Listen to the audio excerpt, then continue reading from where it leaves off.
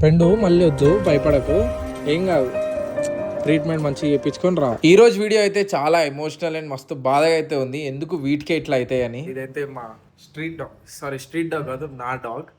So ఇది last 3 years నుంచి మా ఇంటి దగ్గరనే ఉంటుంది. సో రోజు నేను దీన్ని ఫీడ్ చేస్తూ ఉంటున్నా. ఇప్పుడైతే దాన్ని హాస్పిటల్ పంపిపోతున్నా.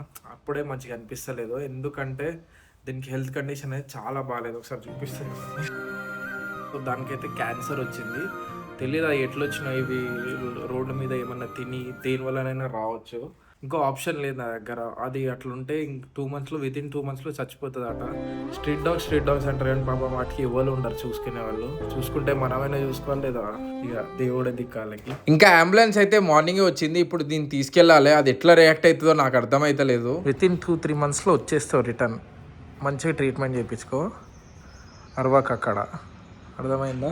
నీ పిల్లల్ని మంచిగా చూసుకుంటా. దీన్ని అలా ఇచ్చే ముందు నేను చాలా ఎన్జిఓస్ కాంటాక్ట్ అయినా కానీ ఎవరు ప్రాపర్ రెస్పాండ్ అవ్వలేదు. తర్వాత ఒక మేడం అయితే వచ్చి నేను దీన్ని ట్రీట్మెంట్ చేపిస్తా అన్నది.